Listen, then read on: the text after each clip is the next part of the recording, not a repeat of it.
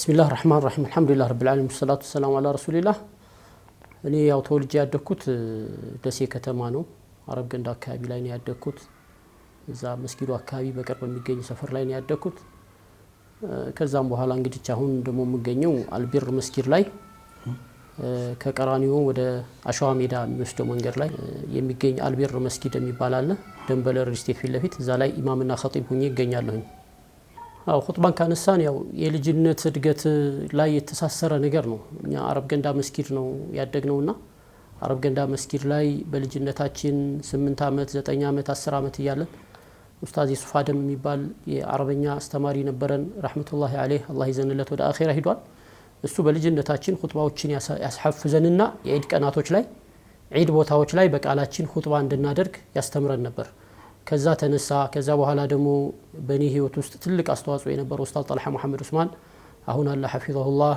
አላህ ይጠብቀው እሱ ደግሞ እንደዚሁ ሰዎች ፊት እየቆምን ኹጥባ እንድናደርግ ያለማመደን ከዛ ነው የመጣነው ከዛ በኋላ እኔ ትምርት ጨርሼ አካዳሚክ ጨርሼ ወደ ግብርና ስራ ውስጥ ገብቼ ነበርና እዛ በገባሁበት ሰዓት ላይ የተመደብኩበት ቦታ የሚያሰግዱ ሰዎች አልነበሩም እዛ ቦታ ላይ የዒድ ሶላትን ጨምሮ ያዘጋጀሁኝ የዒድ ሶላትንም ኹጥባ አድርግ ነበር ማለት ነው ተቅሪበን በ1990 አካባቢ ማለት ነው 91 አካባቢ ላይ የነበርኩበት ቦታ ላይ ወግዲ ይባላል እዛ ላይ እንደዚህ ኹጥባዎችን አደርጋለሁኝ የዒድ ሶላቶችንም ማሰገድ ከዛ ጀምሮ እስካሁኑ ሰዓት ድረስ እንግዲህ ከዛም ደግሞ ወደ ጃሚዓ እስላሚያ ገብቼ ከወጣሁ ጀምሮ አሁን ቢያንስ 17 አመት አካባቢ መጀመሪያ ላይ ኢባዱ الرحማን መስጊድ ላይ አሁንም ደግሞ አልቢር መስጊድ ላይ በኢማምና በኸጢብነት ያገለገልኩ እገኛለሁ ማለት ነው አሁን ጁምዓ ላይ ጁምዓ እንግዲህ ያው ከፈጅር ጀምረን ብናወራ ፈጅር ላይ ተነስቼ መስጊድ ከሰገድኩ በኋላ ሐለቃ አለኝ የቁርአን ሐለቃ አለ መስጊድ ውስጥ እዛ ሐለቃ ላይ ተቀምጬ ተወሰኑ ወንድሞችን ቁርአን አስተምሬ ከዛ በኋላ ወደ ቤት እመለሳለሁኝ ወደ ቤት ተመልሼ ትንሽ አረፍልና ከልጆቼ ጋር አብሬ ቁርስ አብረን በልተን ከዛ በኋላ የጁምዓ ዝግጅቱን ነው የምጀምረው የጁምዓ ዝግጅቱ ያው ስለ ኹጥባው በሰፊው እናወራ ይሆናል የጁምዓ ኹጥባ የጁምዓ ቀን አይደለም የሚዘጋጀው ነገር ግን ዝግጅቱን የመቋጨት ሁኔታውን ጁምዓ ቀን ላይ ዝግጅቴን የመቋጨት ሂደቶችን አደርጋለሁ ኹጥባውን ሳብላላው የነበረውን ከእንደገና መልክ የመጨረሻ መልክ የማስያዝ ጉዳዮችን አድርግና ከዛ በኋላ ሻወር የመውሰድ ገላ መታጠብ የጁምዓ ሱናዎችን እነሱን አድርጌ ያው ከጁምዓ በፊት ቀደም ብዬ 4 ሰዓት እንደዚህ አካባቢ ወጣ ብዬ ሱቅ አለኝ ያው የራሴ የምሰራው ንግድ ስራ ስላለ ሱቄ ገብቼ የነበሩትን ከጧት የነበሩትን ሁኔታዎችና ከሰዓት ደግሞ ሊሆኑ የሚችሉ ነገሮችን አይቼ ሱቅ ወጣለሁኝ በዛው ወደ መስጊድ ገባለሁ ማለት ነው ከዛ የጁምዓ ኹጥባ ሚንበር ላይ ነው ቀጥታ የምገባው ያው ኢማም ወደ ኹጥባ ነው ወደ ሚንበር ነው የሚገባው ሱናው የረሱል ሰለላሁ ዐለይሂ ወሰለም ረሱል መተው ቀጥታ ሚንበር ላይ ስለሚወጡ እኔም ቀጥታ ወደ ሚንበር ወጥቼ ወደ ኹጥባ ስርዓትና ወደ ስግደቱ ስርዓት ነው የምገባው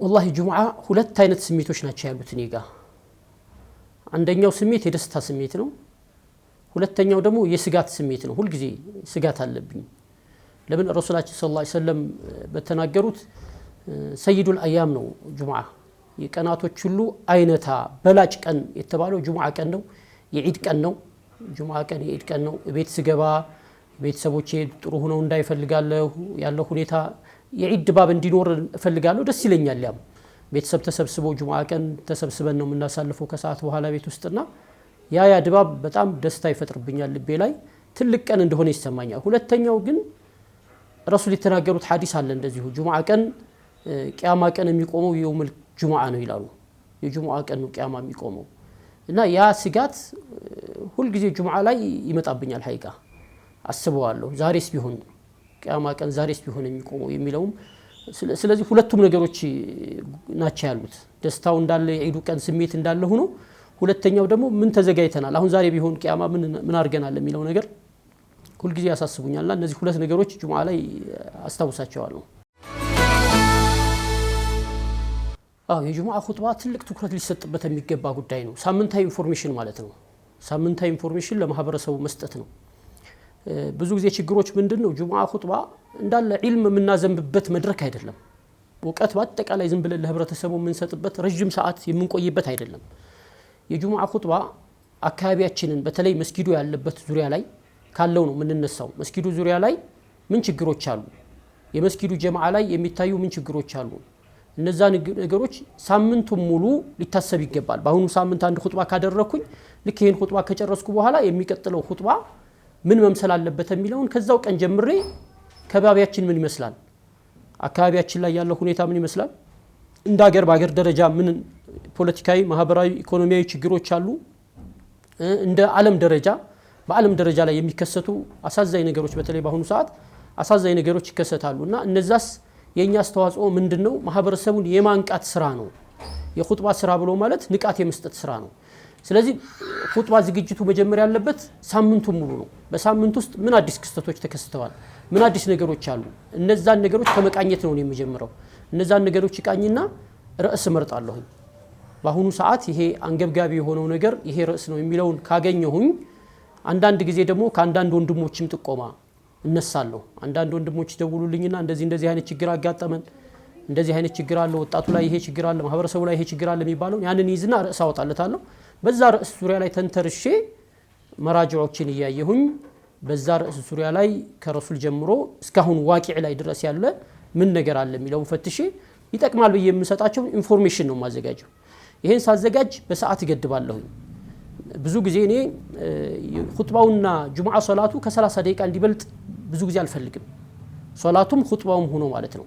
ኹጥባው ከእንደገና አረበኛም አለው አማርኛም አለው። ይሄ ስለሚኖር ሱናውን ለመጠበቅ አንዳንድ ዑለማዎችም እንደውም በአረበኛ መሆን አለበት የሚሉ ኺላፋቶች ስላሉ ከዛ ለመውጣት አረበኛውን አደርጋለሁ፣ ከዛ ደግሞ አማርኛዋን አደርጋለሁ። ይሄን ሳደርግ ካዘጋጀሁት በኋላ ለብቻዬ ሁኜ ቢያንስ ከ5 ከ6 ከ7 ጊዜ በላይ አነባዋለሁ።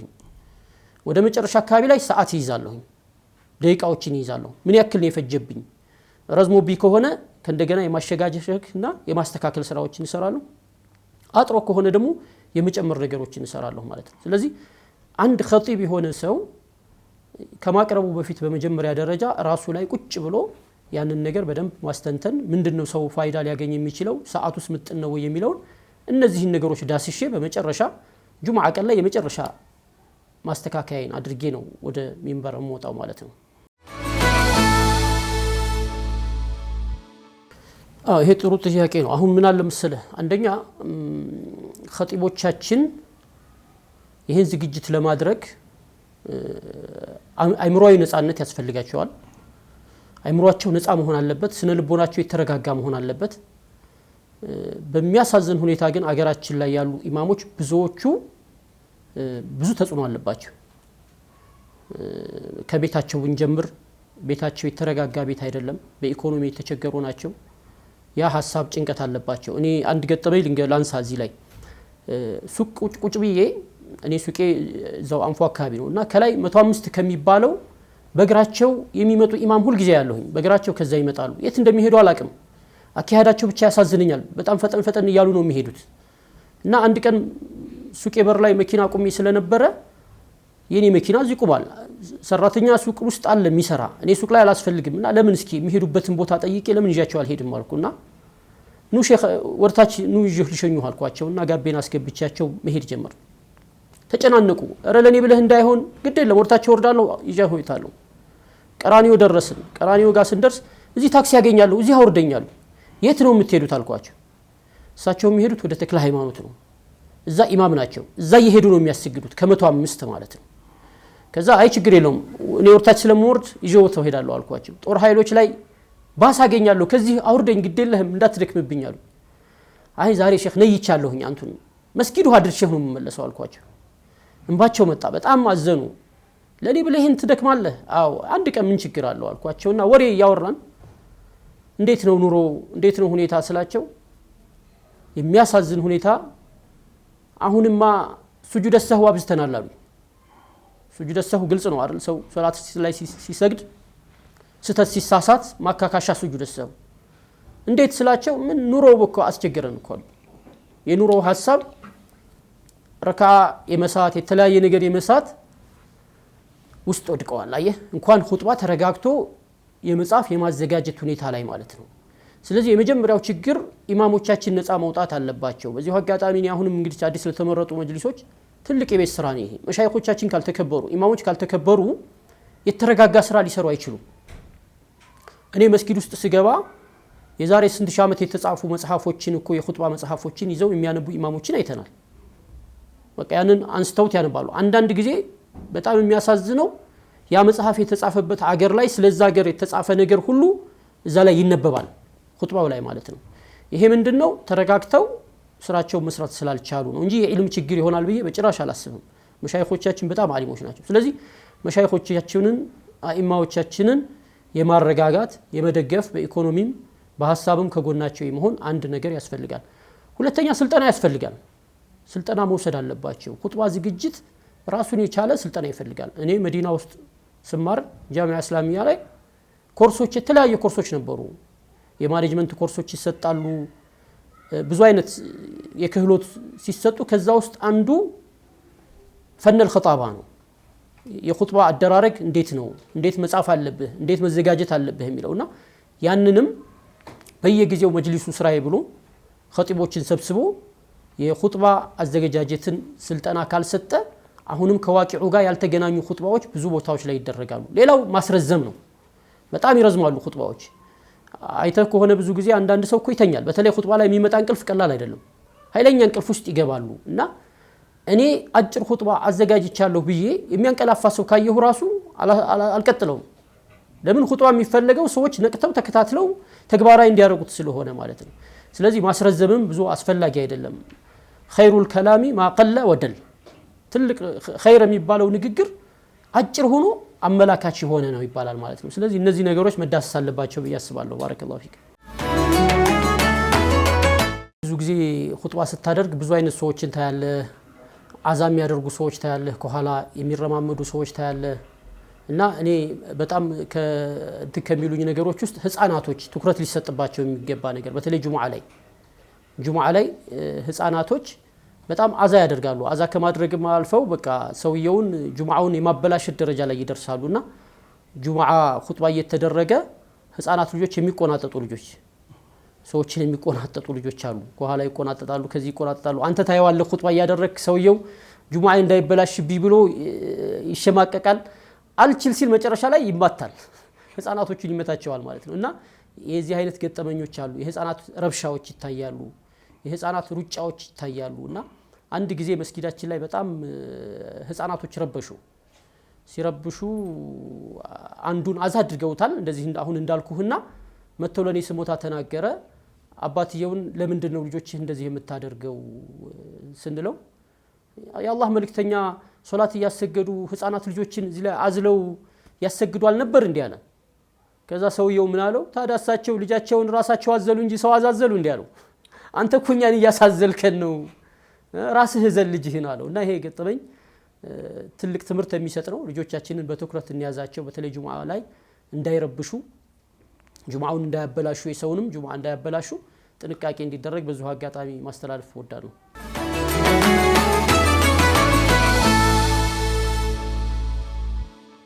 أعوذ بالله من الشيطان الرجيم. إن هذا القرآن يهدي للتي هي أقوم ويبشر المؤمنين الذين يعملون الصالحات أن لهم أجرا كبيرا وأن الذين لا يؤمنون بالآخرة أعتدنا لهم عذابا أليما ويدعو الإنسان بالشر دعاءه بالخير وكان الإنسان عجولا. حسبك، بارك الله فيك، فتح الله عليك، ما شاء الله.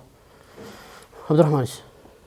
أعوذ بالله من الشيطان الرجيم. بسم الله الرحمن الرحيم. والفجر وليال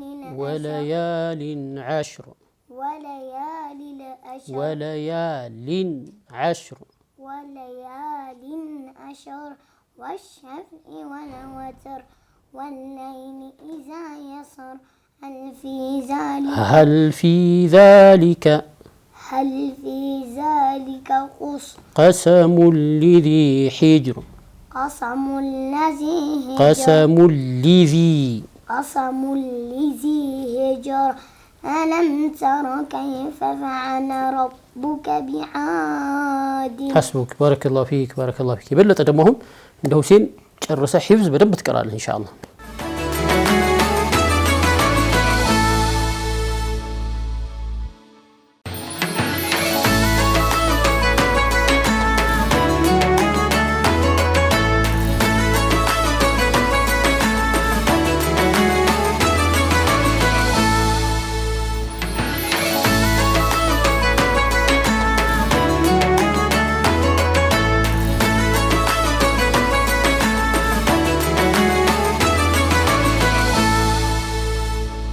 بسم الله الرحمن الرحيم ያው ኹጥባ የጁምዓ ኹጥባ ጁምዓ ቀን የሚዘጋጅ ኹጥባ አይደለም ከጁምዓ በፊት እስከ ሳምንት ጀምሮ በአካባቢው ላይ በአገር ላይ በአለም ደረጃ የሚከሰቱ ክስተቶችን ቃኝቶ ለዛ ምን መጠቆም አለብኝ የሚለው ነገር ታስቦ ነው ርዕስ የሚመረጠው አንዳንድ ጊዜ ደግሞ በወራቶች ወሩ ምንድነው እዛ ወር ላይ የሚፈለጉ ነገሮች ለምሳሌ ጾም የሚወደድባቸው ወሮች ከሆኑ ለኢባዳ ኻስ የተደረጉ ወራቶች ከሆኑ ደግሞ እንደዛም መሰረት በማድረግ ነው ርዕስ የምመርጠው ያንን ርዕስ ከመረጥኩ በኋላ ለርዕሱ ይደግፉኛል ለምላቸው መረጃዎች ማሰባሰብ ይኖርብኛል እነሱን አሰባስባለሁ ብዙ ጊዜ እኔ ለሌሎችም ወንድሞች ምናልባት ኹጥባውን ለሚያዘጋጁ ወንድሞች የምጠቁማቸው ነገር ቢኖር እነዚህ ኪታቦች አሉ እዛ ጋር የቁርአን ዑሉመል ቁርአን ተፍሲር ምን አለኝ እዛ ጋር የሐዲሶችን በተመለከተ በዚህ በኩል አለኝ ሉጋ የቋንቋዎችን በተመለከተ እዚህ ላለ በዛ በኩል ደግሞ የሲራዎች አሉ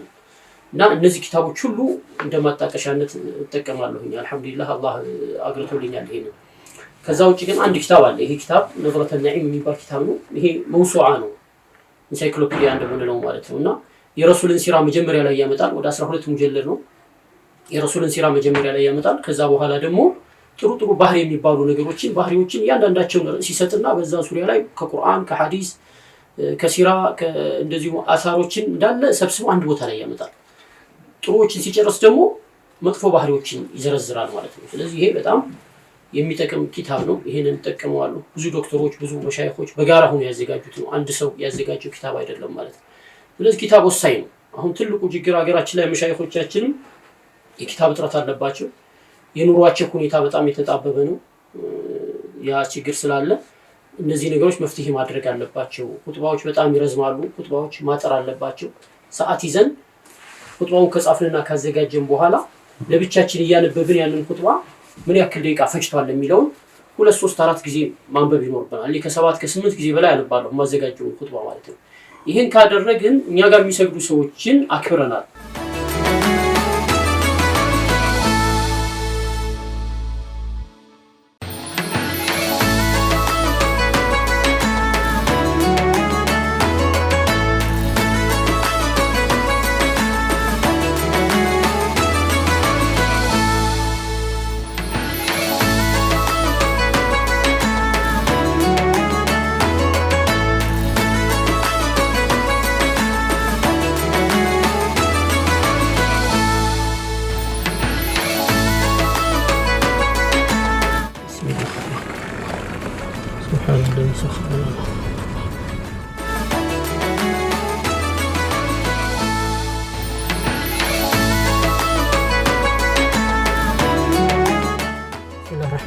الحمد لله رب العالمين والصلاة والسلام على رسول الله ያው እኔ ተወለድኩት ደሴ ነው ደሴ ከተማ አረብ ገንዳ መስጊድ አካባቢ ነው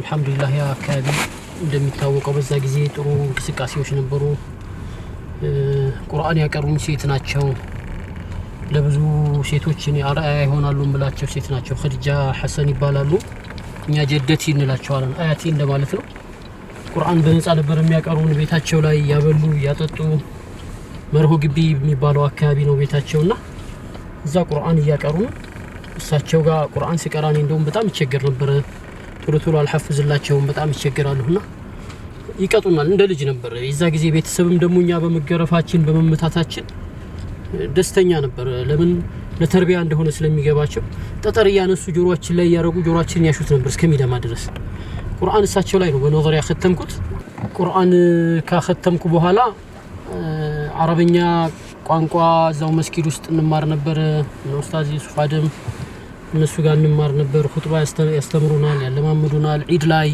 ኹጥባ እንድንል ያደርጉናል በልጅነታችን የ10 አመት ልጅ እንደዚህ ይሁን ማለት ነው ከዛም ኡስታዝ ጠልሃ መሐመድ ዑስማን حفظه الله እሱ መጣ ሳውዲ ጨርሶ መዲና ዩኒቨርሲቲ ነው እሱ የተማረው እሱ ከመጣ ጊዜ በኋላ ደግሞ የቁርአን ሂፍዝ ለመጀመሪያ ጊዜ ደሴ ላይ ነው የታወቀው በኢትዮጵያ ደረጃ ቁርአን ሂፍዝ ቁርአን የሐፈዙ ሰዎች እንደ ብርቅ ይታዩበት የነበረ ጊዜ ነው እና ያው ደሴ አረብ ገንዳ መስጊድ ኡስታዝ ጠልሃ መጥቶ ቁርአን ሲጀምር ቁርአን ሂፍዝ አይታወቅም ተጅዊድ አይታወቅም እኛ ህፃን ያለን ያ ነገር መጀመሩ ለኛ ትልቅ እድል ነበርና አልহামዱሊላህ ኡስታዝ ጠልሃ ከልጅነታችን ይዞ ብዙ ነገሮችን መሰረት ይጣላልን በህይወታችን እሱ ነው ቁርአን ሐፈዝን ቁርአን ከሐፈዝኩ በኋላ ያው ወደ አካዳሚክ ትምህርትን ጎን ለጎን ማር ስለነበረ ወደ ኮሌጅ ነው የገባሁት አምቦርሻ ኮሌጅ ተምሬ ግራጁዌት አድርጌያለሁኝ ከዛ በኋላ መንግስት ስራ ላይ በስራ አመራር መለስተኛ ኤክስፐርትነት 4 አመት መንግስት ስራ ወግዴ የሚባል ቦታ ላይ 2 አመት ውጫሌ የሚባል ላይ ቦታ ደግሞ 2 አመት ያው አገልግያለሁ እዛ ላይ ግን እኛ ከልጅነታችን ጀምሮ ቁርአን ማቅራት ተማሪዎች ይያለን ቁርአን እናቀራለን መስጊድ ላይ ነሻቶችን አብረን እንሰራለን ይሄ ኹጥባ አደራረግ ዳዕዋ ላይ ቁማችሁ ተናገሩ እየተባል ብዙ ትምህርቶችን ያው ኡስታዝ ጠልሃ ብዙ እንድንደፍር እንድንለምድ አድርጎናል ማለት ነውና የመንግስት ስራ እየሰራሁ በነበረበት ሰዓት ላይ ወግዲ ላይ በነበርኩበት ሰዓት መስጊዶች ላይ አሰግዳለሁ ኹጥባ አደርጋለሁ የኢድ ሰላት ሁሉ አሰግር ነበርና ከዛ ጀምሮ ያው ከመስጊድ ዙሪያ ላይ ጠፍተን አናቀም ከዛ 4 አመት ከሰራው በኋላ ደግሞ ወደ መዲና ኢስላሚክ ዩኒቨርሲቲ አልহামዱሊላህ በቁርአን ውድድር አማካኝነት ሼክ አብደላ ባስፈር ወደዛ እንድንሄድ ለዑምራ እድል ስለሰጠን በዛው ሂጄ መዲና ኢስላሚክ ዩኒቨርሲቲ ወደ 6 አመት ቆይቼ 2 ልጆች ወልጄ መዲና ላይ ወደ ሀገሬ ተመለስኩ ማለት ነው በ2000 ነው ወደ ሀገሬ የገባሁት በኢትዮጵያ አቆጣጠር ከዛ አልፋ የሚባል ትምህርት ቤት ላይ ያስተምራለሁኝ ከዛም ደግሞ አወሊያ ላይ ወደ 1 አመት አወሊያ ኮሌጅ ውስጥ 1 አመት አስተምሬ ከዛ ኢባዱር ረህማን መስጊድ ላይ ደግሞ በኢማምነት ገብቼ እዛ 10 አመት ካገለገልኩ በኋላ አሁን ደግሞ ይሄ የምታዩት እዚህ መስጊድ አልቢር መስጊድ ይባላል ይሄ አንፎጋ ከቀራኒዮ ወደ አሸዋ ሜዳ ስንሄድ የምናገኘው ነው የክደምበል ሪስቴት ፊት ለፊት ያለ መስጊድ ነው እዚህ መስጊድ ላይ ደግሞ ያው እስካሁን ድረስ በኢማምነት ያገለገልኩ ገኛለሁኝ ሱቅም እዚሁ አለኝ ሱቅ ስራዎች እሰራለሁኝ የቱርክ ቀለሞችን አከፋፍላለሁኝ አልহামዱሊላህ እንግዲህ ወደ ንግዱም ወደ ዲኑም ላይ እየተንቀሳቀስን እንገኛለን እንደገና ደግሞ ሱቆችም አሉ የሰራኋቸው ሱቆች አሉ ማከራያቸው ሱቆች አሉኝ አልহামዱሊላህ ቤትም እንደዚሁ አከራያለሁ አሉ ቤት ላይ የተወሰነ ቤት እየሰራሁም እንደዚህ የመሸጥ ነገሮች ነበሩ ያው አሁን ተቀዛቅዟል ቢሆንም ያው ወደ ንግዱ መስመር ላይ ገብቻለሁ አልহামዱሊላህና ይሄ መሆኑ ነፃ ያደርጋል ታይም ፍሪደም ይኖርሃል ጥገኛ አትሆንም እና ይሄ ጥሩ ነው በዋናነት ደግሞ ነው ያለሁበት መስጊድ አሁን ያለሁበት መስጊድ ነፃነት ያለበት መስጊድ ነው ከመሰረቱ ጀምሮ ሲሰራ እስካሁን ድረስ ያሉ ወንድሞች ኮሚቴ የሚሆኑት ጥሩ ነጋዴዎች ራሳቸው ከኪሳቸው ማውጣት የሚችሉ ናቸው ተጽኖም የሚያረጉብኝ አይደሉም እኔ ላይ ስለዚህ አንድ ሰው ነፃ ሲሆን ብዙ ስራ መስራት ይችላል እና የቻለ ሰው ጎን ለጎን መስራት ቢችል ግን ሁሉም ደግሞ ኢማሞቻችን መሻይኾች እዚህ ነገር ላይ ይችላሉ ወይ ስንል አይችሉም አንደኛ እነሱ የዲን ትምህርት ነው የተማሩት ይሄ ነገር ወረት ይፈልጋል ለመስራት ይሄንን ግን ማህበረሰቡ አስቦበት ለኢማሞች ለመሻይኾች ወቅፍ ነገር ተዘጋጅቶ እነሱ ከዚህ ከኢኮኖሚ ጥገኝነት ነፃ እንዲወጡ በጣም መሰራት አለበት በተለይ አሁን አዲሱ መጅሊስ አውቃፎች ላይ በሰፊው መስራት አለበት ብዬ አስባለሁ ስለዚህ እዚህ ላይ ትኩረት ተደርጎ መሰራት አለበት አውቃፎች በደንብ ከተስፋፉ የማንም ጥገኛ ሳይሆኑ እነሱን ቀጥታ በተቋም ተሳስረው የኢኮኖሚ ችግራቸው ይቀርፋል ብዬ አስባለሁ ጁሙአ እንግዲህ ጁሙአ ቀን ትልቅ ቀን ነው ለኛ ለሙስሊሞች ኢዳችን ነው ሳምንታዊ ኢዳችን ነው ስለዚህ ይሄንን ጁሙአ ቀን የቻለ ሰው ከጧት ጀምሮ ገላውን ተጣጥቦ ጧሃራውን ጠብቆ ንጹህ ልብስ ለብሶ ነጭ ልብስ ቢለብስ ይመረጣል ያው ሽቶ ካለ ሽቶ መቀባትም ትልቅ ሱና ነው እነዚህን ነገሮች አድርጎ ወደ መስጊድ መግባት መለመድ አለበት። አሁን ሀገራችን ላይ ብዙ እየታየ አይደለም። ድሮ በደንብ እየተለመደ ነበር። አሁን ደግሞ ወደ ኋላ እየቀረን ነውና መስጊድ ቶሎ መግባት ትልቅ አጅር አለው። በሐዲስ ረሱል ሰለላሁ ዐለይሂ ወሰለም እንደነገሩን መጀመሪያ የገባ ሰው ልክ ግመል አርዶ ሰደቃ እንዳወጣ ይቆጠርለታል። ከዛ ደግሞ በሬ እንዳረደ ይቆጠርለታል። እንደዚህ እያሉ በግ እያሉ ዶሮ እያሉ እስከ እንቁላል ሰደቃ እስከማውጣት ደረጃ ድረስ አጅር አለው ተብሏል። ስለዚህ ጁምዓ ቀን ወደ መስጊድ ቀደም ብሎ መግባት መለመድ አለበት። ብዙ ጊዜ አሁን መስጊዶች የሚሞሉት ከአንደኛው አዛን በኋላ ነው። ከአንደኛው አዛን በኋላ ኢማሙ ወደ ኹጥባ ወደ ሚንበር ሊወጣ ሲል ነው የሚሽቀዳደሙትና ሚንበር ላይ ከወጣ ኢማሙ ያ አጅር ያመልጣል። መላእክቶችም የያዙትን መጻፊያ ዘግተው እነሱም ኹጥባ ለማዳመጥ ይቀመጣሉ ብለዋል ረሱል ሰለላሁ ዐለይሂ ወሰለም። ስለዚህ ቀደም ብሎ ተገብቶ ሱረቱል ካህፍ መቅራት፣ ሰላት አለ ነብይ ማብዛት፣ የሌሊተል ጁምዓና ቀኑን ጁምዓ በአጠቃላይ ሰላት አለ ነብይ ማብዛት በጣም የተወደደ ትልቅ ሱና ነውና እነዚህን ተግባሮች በመተግበር ጁምዓችንን ልናሳምረው ይገባል እላለሁ። እሺ ያው በመጨረሻ እንግዲህ ይሄ ከሰፈር እስከ ሚንበር የሚለው የሚንበር ቲቪ አዲስ ፕሮግራም ላይ እንግዳ አድርጋችሁኝ ስለጋበዛችሁኝ ከልብ አመሰግናለሁ። ወደፊትም ኢንሻአላህ ማህበረሰባችንን ከማንቃት አንጻር ብዙ ስራዎችን አብረን እንደምንሰራ ተስፋ አደርጋለሁኝ። ወሰላሙ አለይኩም ወራህመቱላሂ ወበረካቱ።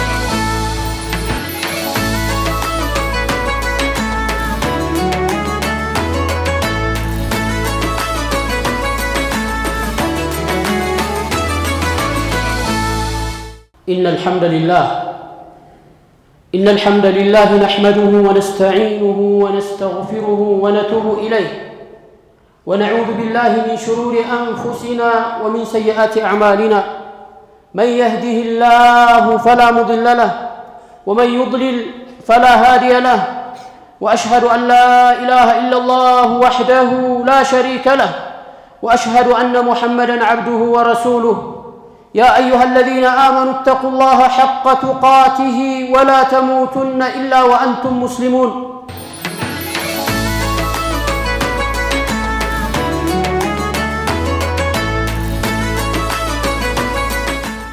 عباد الله إن الله يأمر بالعدل والإحسان وإيتاء ذي القربى وينهى عن الفحشاء والمنكر والبغي يعظكم لعلكم تذكرون واذكروا الله العظيم الجليل يذكركم واشكروه على نعمه يزدكم ولذكر الله أكبر والله يعلم ما تصنعون